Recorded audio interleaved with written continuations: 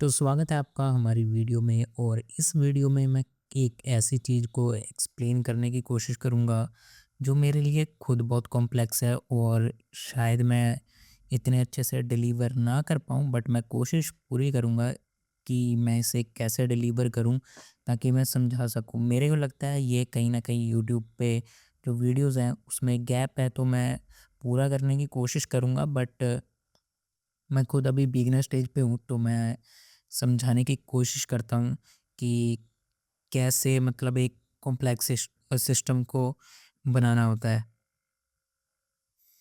Like एक बात समझो, जब मैं बिगिनर था, एक सेकंड, लाइक जब मैं बिगिनर था तब मैं क्या करता था कि मैंने फ्रंट एंड बनाना सीखा था। और जब मैं फ्रंट एंड बनाता था तब उसमें मैंने फॉर्म बनाना सीखा। और फिर मेरे को लगता था कि मैंने इस फॉर्म बना लिया और क्या है कि इसमें डाटा डालूँगा और क्या है कि ये जाके कहीं पे सेव हो जाएगा ऑटोमेटिक। मेरे को ये भी नहीं पता था कि डाटाबेस वगैरह इंटीग्रेट करने होते हैं, और मैं सोचता था कि ये बन गया।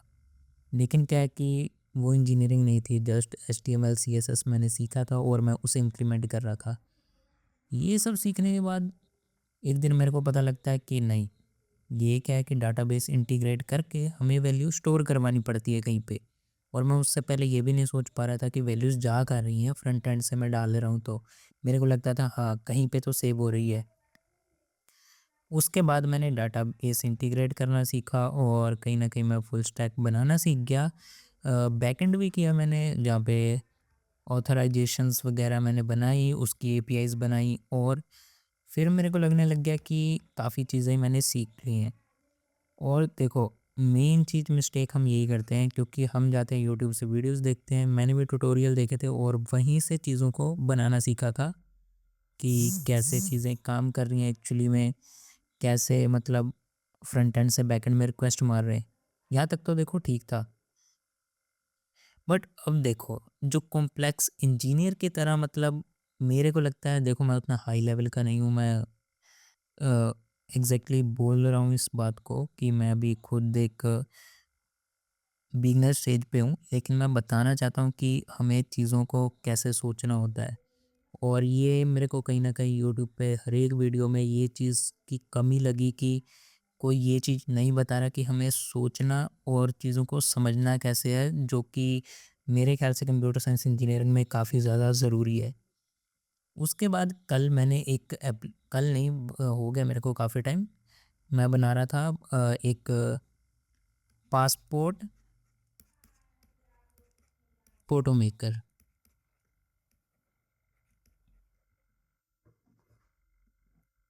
तो इसमें क्या था कि मैंने 3 चीज़ बनाई। मैंने इसे बहुत सिंपल रखा था क्योंकि मेरे पास उतना टाइम भी नहीं था।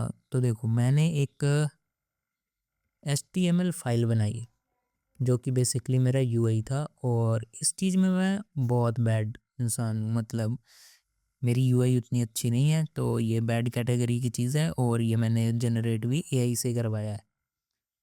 उसके बाद मेरे पास एक और चीज़ थी बैकएंड में, server.js की फ़ाइल। देखो मैंने यहीं पे API बना दी थी इसके साथ, क्योंकि मैं ज़्यादा वो MVC वगैरह फॉलो नहीं कर रहा था, तो मैंने यहाँ पे वो बना दी server.js। अब मेरे पास इसके बाद जो फाइल थी, यार एक सेकंड। हम्म अब जो मैंने इसके बाद एक चीज़ बनाई वो थी पाइथन प्रोसेस डॉट py। ये फाइल का नाम रखा था मैंने। बेसिकली ये क्या है कि यहाँ पे मेन प्रोसेस हो रहा होता है और ये इसका एक चाइल्ड प्रोसेस है जो कि बैकग्राउंड वगैरह रिमूव करता है और वो एडजस्ट कर देते हैं ऑटोमेटिक।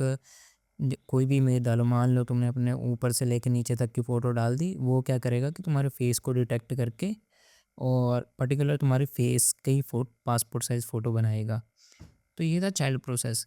अब देखो यहाँ पे क्या हो रहा था कि अगर एज अ बिगनर मैंने जब फर्स्ट टाइम डिप्लॉयमेंट सीखा था, तो मैं क्या करता था कि जो HTML वाली फ़ाइल है उसे मैं जाके वर्सल पे डिप्लॉय कर देता था। वर्सल पे डिप्लॉय किया और वहीं से बिना डाटाबेस इंटीग्रेट किए मैंने पहले ही बताया कि मैं रिक्वेस्ट कर रहा था, जो कि उस उससे कोई मतलब ही नहीं रह जाता, वो जस्ट यूआई है। तो अभी भी मैंने ये जो यूआई है यहाँ पे मैंने रख दिया। अब देखो जो सर्वर डॉट जेएस है वो भी मैं चला सकता हूँ। देखो वैसे तो बैकएंड जो है वो हो जाता है वर्सल पे भी होस्ट, बट क्या है कि वो स्लीप हो जाती है सर्विस, तो मैंने इसे रेंडर पे किया। देखो अभी 2 मिनट के लिए स्टॉप हो जाओ। अब देखो मेरा कंस्ट्रेंट क्या था कि ये जो है ये टूल मैं फ्री रखना चाहता हूँ। तो देखो मैं खुद भी सर्वर के पैसे देना नहीं चाहता इनको, मतलब किसी को भी मैं अपने ना सर्वर के पैसे देना चाहता हूँ, मैं चाहता हूँ कि ये ज़ीरो कॉस्ट में बन जाए।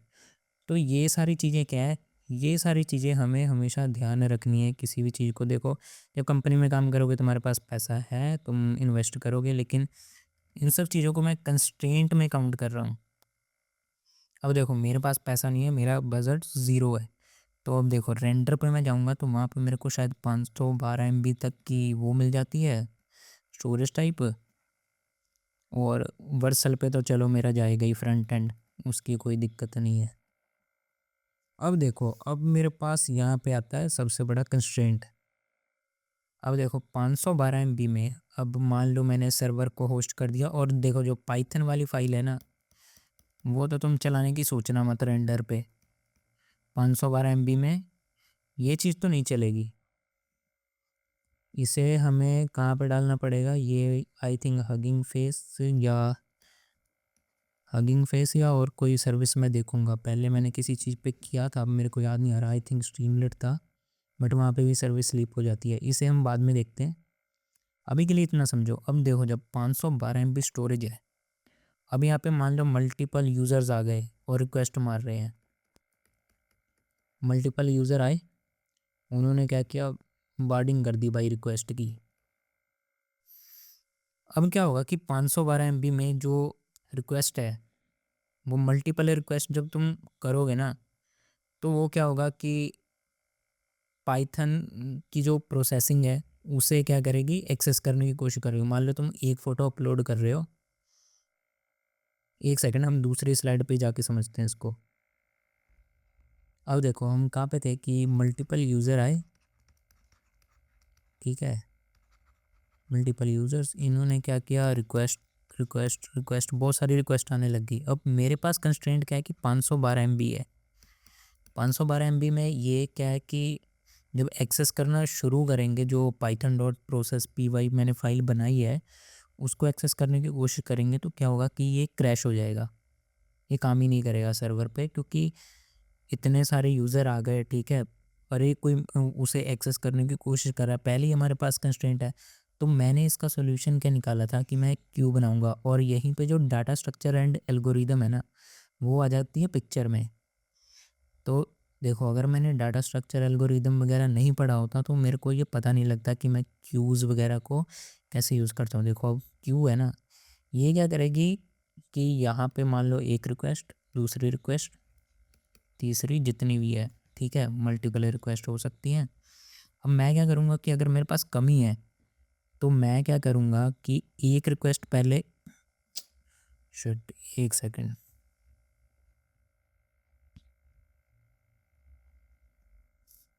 मैं क्या करूँगा, ये जो एक रिक्वेस्ट है ये पहले जाएगी प्रोसेस होने को, ठीक है, ये जाएगी, और बाकी क्या हो जाएंगी, लॉक हो जाएंगी। जब तक पहली नहीं हो जाती बाकी सब पे लॉक लगा रहेगा। आगे जाके आप म्यूटेक्स वगैरह या और कुछ पढ़ोगे जो भी है, ठीक है, ये लॉक हो जाएगी। तो क्या होगा कि 1 बाय 1 करके ये प्रोसेस होगी। लेकिन यहाँ पे अब दिक्कत समझो क्या है, अगर तुम इंजीनियर हो तो तुम्हें ये चीज़ दिमाग में आनी चाहिए कि दिक्कत क्या है। मैंने क्यू तो बना ली ये वाली, ठीक है, अब क्यू बना ली, लेकिन मान लो अब मल्टीपल यूज़र आ गए तुम्हारे पास, ये इतनी सारी फ़ोटोज़ हैं, ठीक है, मान लो 50 फ़ोटोज़ हैं, 50 फ़ोटोज़ हैं तुम्हारे पास। अब मान लो 50 रिक्वेस्ट तुम्हारे पास आई हुई हैं। अब मान लो एक फ़ोटो प्रोसेस होने में,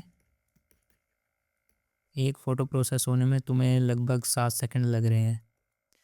और 7 सेकंड एक फ़ोटो में लग रहे हैं, तो तुम 50 × 7 कर लो, जो 350 हो जाएगा। और लगभग ये मेरे को लगता है ये हो जाएगा 5 पॉइंट, एक तो यार ये मेरे को चलाना नहीं आता। ठीक है, अब ये क्या हो जाएगा, ये लगभग हो जाएगा 5.7 मिनट के नियर बाय। अब देखो कोई यूज़र जो 50th यूज़र है वो इतनी देर तो रुकेगा नहीं। अगर 5-7 मिनट तुम किसी को रोक के रखोगे तो वो रुकेगा ही नहीं। तो इन सब चीज़ों का सॉल्यूशन कैसे सोचना है, ये सोचना मैटर करता है। अब कई जो मेरे से ज़्यादा एक्सपर्ट हैं वो कहेंगे कि पैरेललिज्म यूज़ कर लो। ठीक है, देखो अगर मैं पैरेललिज्म यूज़ करूँगा तो एक टाइम पे फिर से तो मल्टीपल यूज़र एक्सेस करेंगे और मेरे पास कंस्ट्रेंट है। मल्टीपल यूज़र जब इसे एक्सेस करने की कोशिश करेंगे, मान लो 512 MB है, अब मान लो उस पाइथन की प्रोसेस को चलाने के लिए मान लो एक बारी चलाने के लिए मान लो 50 MB लगते हैं, अभी मान के चलो। ठीक है, तो कितने यूज़र एक बारी में एक्सेस कर लेंगे? ठीक है, ज़्यादा से ज़्यादा 10 कर लेंगे। हाँ 10 ही कर पाएंगे 500। ठीक है, अगर 50 MB की वो है। ठीक है, अब सिर्फ 10 यूज़र जो है इसे एक्सेस कर रहे हैं और उसके बाद क्या होगा, जो 11वां आएगा वो आएगा तो क्या है कि सर्वर क्रैश कर जाएगा।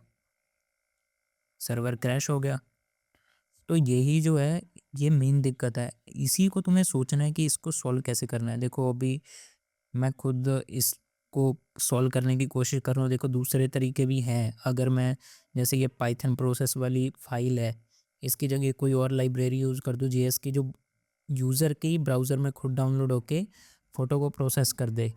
ठीक है, वेब असेंबली वगैरह करके कोई चीज़ होती है, उससे हो जाता है। अभी डीप में जाना पड़ेगा, मेरे को भी ज़्यादा पता नहीं है, लेकिन एज अ इंजीनियर तुम्हें सोचना कैसे है, तुम्हें स्केलेबिलिटी बढ़ानी कैसे है, वो चीज़ मैं यहाँ पे समझाने की तुम्हें कोशिश कर रहा था। अब देखो शायद तुम्हें मैं पता नहीं डिलीवर कर पाया हूँ चीज़ को, नहीं कर पाया हूँ, बट शायद तुम्हें पता लगा होगा कि जब तुम एक जूनियर लेवल पे हो, तुम कोई चीज़ सीख रहे हो तो उसे कैसे सीखना है। और कंपनी मोस्टली यही चाहती हैं अपने इंजीनियर से, रेदर देन कि तुम जस्ट कोडिंग आती है, तुम्हें फ्रंट एंड आता है। ठीक है, एक मतलब अगर अच्छा इंजीनियर बनना है तो तुम्हें ये सारी चीज़ें पता होनी चाहिए। अब देख ये आर्किटेक्चर देखो, अब यहाँ से यूज़र फ़ोटो अपलोड कर रहा है ब्राउज़र से फ्रंट एंड से। ठीक है, फ़ोटो अपलोड हुई नोड जेएस बैकएंड में, मैंने पहले बताया था सर्वर डॉट जेएस है। यहाँ से क्या होगा कि चाइल्ड प्रोसेस कॉल हो जाएगी। चाइल्ड प्रोसेस कॉल होते ही ये वाली पाइथन स्क्रिप्ट चलेगी मेरी। और ये तो भाई पाइथन की जो मशीन लर्निंग की लाइब्रेरीज़ है ना वो बहुत ज़्यादा हैवी है। वो क्या करेंगी, हाई रैम यूजेस। और मैंने वही बताया था कि हमारे पास कंस्ट्रेंट है कि हम सारी चीज़ें जो है फ्री में करने की सोच रहे हैं। और ऐसे ही देखो जब तुम पैसे भी लगाओगे ना तो तुम्हारे पास कुछ ना कुछ कंस्ट्रेंट होंगी। अब मान लो तुम सर्वर, तुम्हें पैसे दे दिए, अब तुम सर्वर यूज़ कर रहे हो। मान लो कोई ई कॉमर्स वेबसाइट है, ई कॉमर्स वेबसाइट में क्या होता है कि जो त्योहारों के टाइम पे ना रिक्वेस्ट काफ़ी ज़्यादा आ जाती हैं। और क्या है कि त्योहारों के टाइम रिक्वेस्ट आने की वजह से क्या होता है कि सर्वर जो है हमें अपग्रेड करना पड़ता है। जो भी स्केलिंग होती है वर्टिकल या हॉरिजॉन्टल स्केलिंग, उस टाइम हमें बढ़ाना पड़ता है।